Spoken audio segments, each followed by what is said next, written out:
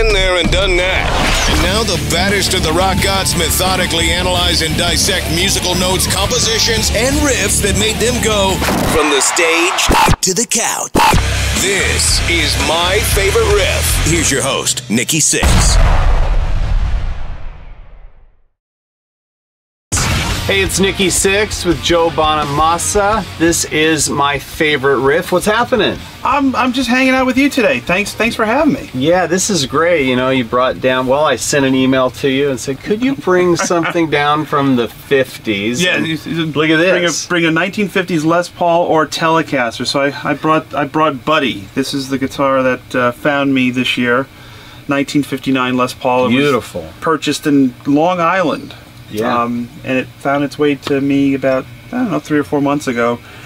And you're thinking about taking a Buddy on the road? It is. It's about to get some road duty. We're packing up on Sunday. And hey, when you play, you know, a vintage guitar and everything's original and it has so much value and you know you're going to have it forever. And yeah, hopefully. Do you put strap locks on it? I mean, what a weird question, but I have I just bought a 1958. Les Paul Jr. TV yellow, beautiful checkering on it. I just love it. But I'm like, if I want to play it live, I'm scared I'd slip off the strap. I use the Grolsch strap locks. Each bottle of Grolsch beer comes with these little, I don't know, red things, and they make them aftermarket. We make them too. And what you do is you put the strap on and then you put this little washer around it. Okay. And you know, as long as I never, with an old guitar, I never let my hands off it. Right. So it's like if I'm standing with it, I'm holding it with my left hand or I'm holding it with my right hand. It's just the force of habit. Okay. I never try. You know, it's like if it gets a little, I'll never just like let my hands off it and let it, because that'll be the time it'll fall. Yeah. It's scary. Yeah. Scary thought. So, you know, we were talking about stuff, you know, influences and growing up and stuff. I thought maybe you might throw something my way, one of your favorite riffs. Okay, so, you know, when I was a kid, I was into blues. I was into, you know, B.B. King and Eric Clapton, and, you know, it was like, you know... And I would listen to a lot of American blues and obviously Eric Clapton, but when I heard Jeff Beck for the very first time, it was an album called Truth, and it's the second song on Truth. It's called Let Me Love You Baby, and it's one of these Les Pauls. This is when I knew I wanted to get involved in this business with old Les Pauls. And he came out and he played this riff, and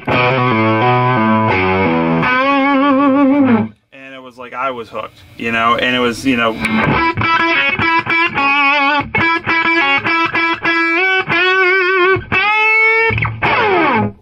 do those, like, you know, and it just feels like it feels like Jeff's mad at the guitar. He is mad, yeah, you know. Yeah.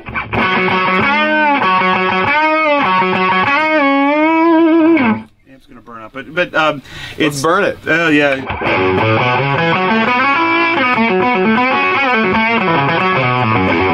So that was kind of like my introduction to British blues proper, you know, and then I would listen to guys like Peter Green,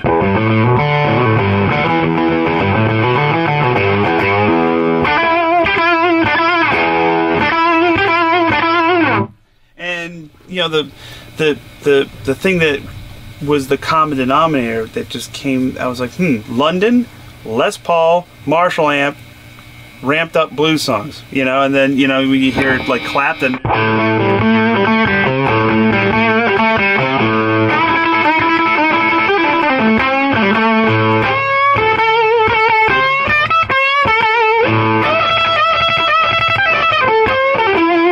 it just, you know, you're just hooked from the start. And such feel, you know. We were talking about the blues, and there's an element of it where people will say, oh, it's so simple.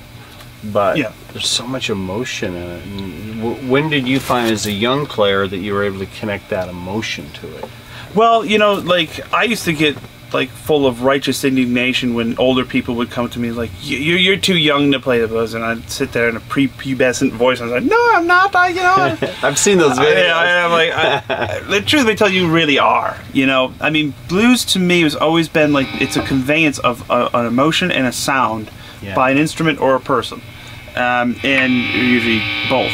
And when you're like, blues is a simple form of music, but it's really easy to play bad blues. Right. It's like if you the idea is like when you get these kind of real simple progressions.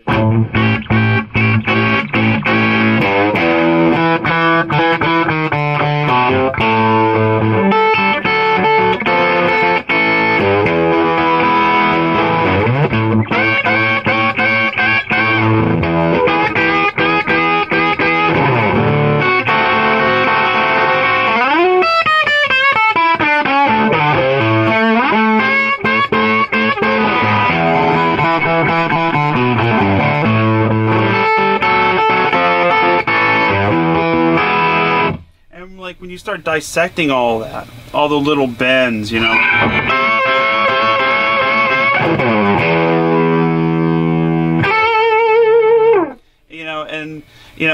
if you played it really straight, it would sound.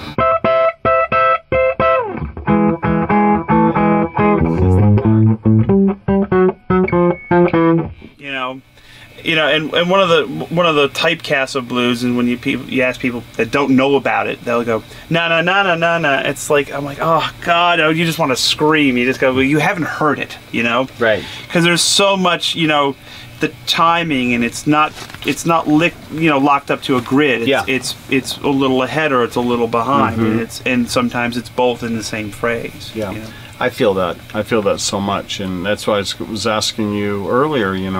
Do you record to a click, and then what do you use live? And I think that the click is sometimes people don't understand the click. There's a reason for it. Because we're going to edit or we're going to lock other stuff to it. But in general, it's it's about that feeling.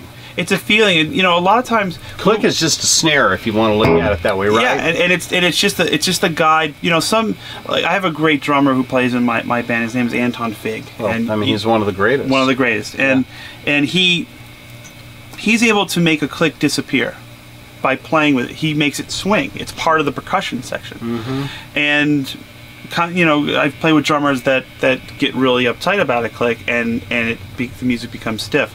So ideally, you really just want to be able to take, whatever riff you're playing,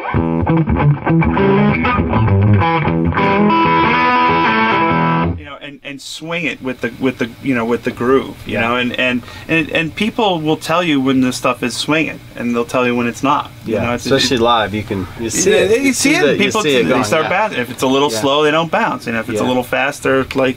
It's a little fast. Please stop playing that. So, you started young, because the blues, these influences. Was there ever a big hard rock influence for you? Yes, I started getting into hard rock music. I loved Deep Purple. Yeah. I love Free is kind of a hard rock band. When they took the best of both worlds, and that voice with Paul Rodgers. Yeah, one of the thrills of my life is when many times I've stood on stage and I've played this riff with Glenn Hughes.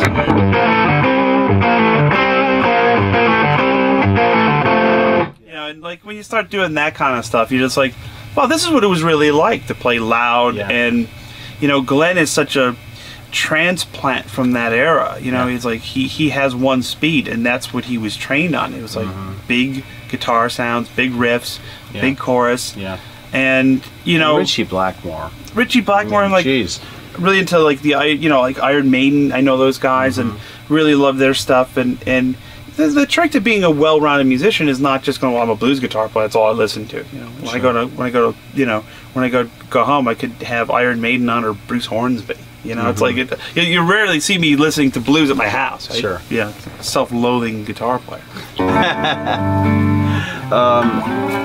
When you get into the finger-picking stuff, what was some stuff that influenced you around that? Well, I used to listen a lot to Ry Cooder And if I'd show you, but the thing about finger picking is like you get a lot more human connection to the guitar without a pick, so that's why I do both.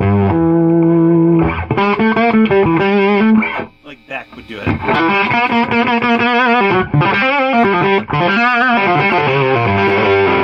know, so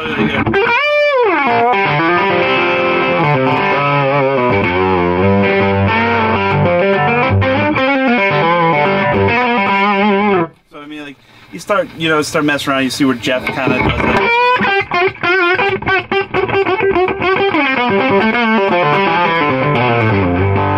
Yeah, it's little stuff like that. I mean, it does make a big difference in, I think, the feel. It does, you know, and same with bass. I played predominantly with the pick, and when I do, like, I'll be at home and I'll start playing more with my fingers. Right. Basically, I can't find a pick, and I'm like, wow, this feels really good, you know. But then you kind of go back to the pick, go back and forth, and guys that can go back and forth in either instrument, it really helps well-round their sound. It does, and it, you know, I mean, like obviously you need the pick for the faster stuff. Sure. You know, if you're doing all those kind of big pentatonic things, but you know, a lot of times, you know, what I try to do.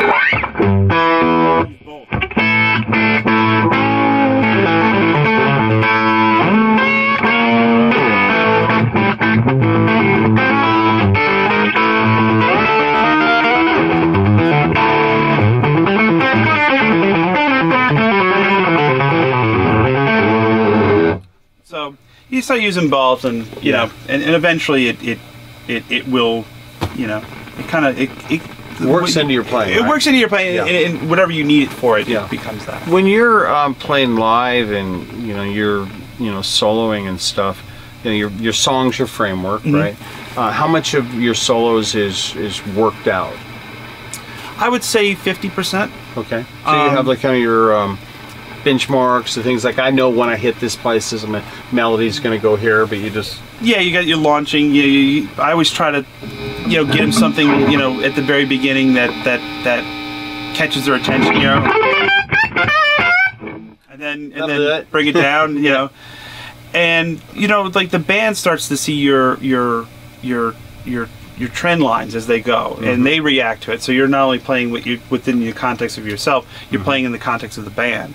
So like if there's like a thing where like a bass player will go with you on a,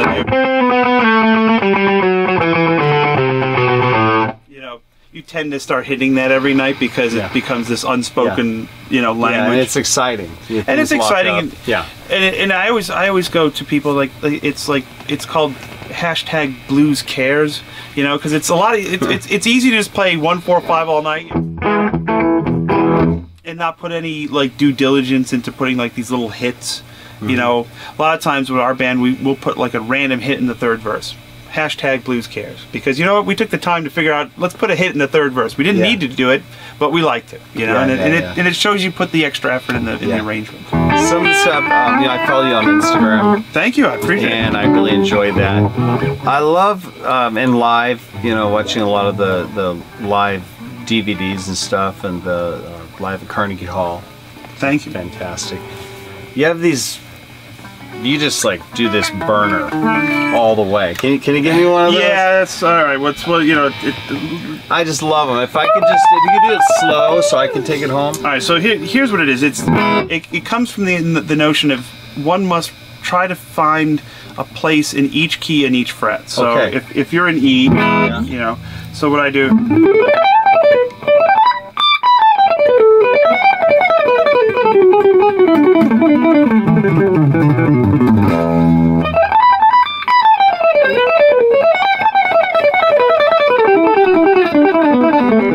I don't charge for the mistakes. I'm making a few of them, but I love those. You know, the idea is if you're here, you can play it.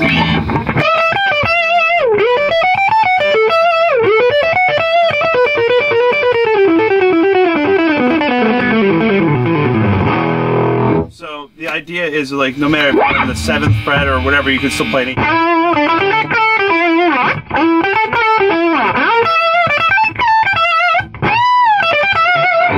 So you don't get into any trouble. Well, I just did. but you, Not really. You don't get into any trouble, and you find these.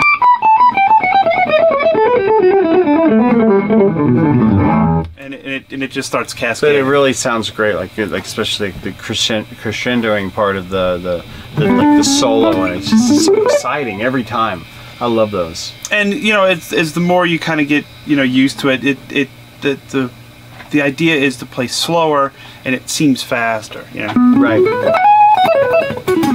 So you don't want to totally hack at it. So, Yeah. So you start slower, and then you get faster as the riff goes on, and it seems like it because you could hear all the notes. Right. And the mistakes, mostly the mistakes. Well, I mean, sometimes you hear a lot of guitar players playing so fast, you don't really know what they're playing, and that is a style for some parts. I understand. Yeah, it's like bees. It's like unleashing. Yeah. It's like unleashing bees. But to me, I've never been an overly fast guitar player, but I can make you think I can play fast for about 5 seconds. I like the way you explain that, though. Mm-hmm. That's really good. Thanks. It's just like the mandolin. I can make you think I'm like Ralph Stanley, for about, I don't know, 5 seconds. Wow, you really can play the mandolin? No, I can't. I could play in G for 5 seconds. How about bass? When you're tracking, do you track any of your own bass parts? No, I don't. I'm a bass guitar owner. Mm-hmm.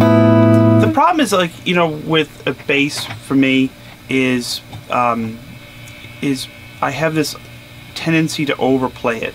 A lot of guitar players do. And it's like so if I'm playing, it's like I don't have any chords to play. So if I'm playing in an ensemble, you're a lot of movement. Yeah.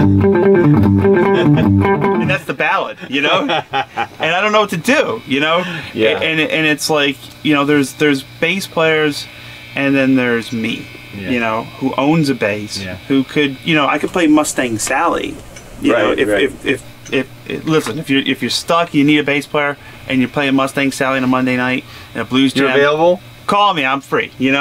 I'll come down. What I like to do a lot of times with guitar players, I'm like, take the bass, give me an interesting melody.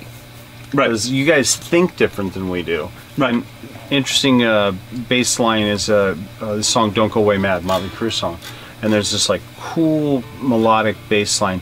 And Mick Mars, my guitar player, came up with that. And I did that. I was like, I can't come up with anything here. It doesn't just sound like a bass part. So it's actually a guitar part. Right.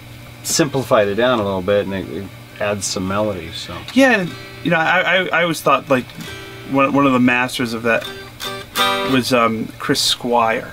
The late great Chris Squire. Because he was always had when they did that song with Worm or whatever, Starship Trooper. The bass line. He's playing this counter melody within the chord.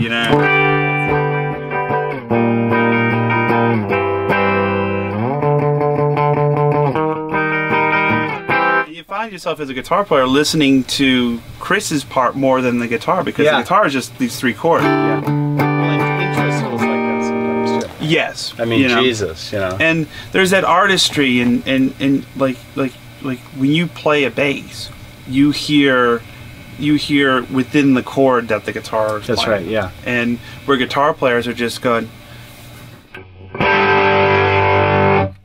That's what we hear. That's what we want to do, though. Us bass players, we get a guitar, so we just want to do that. You know? You don't. That's all I care about.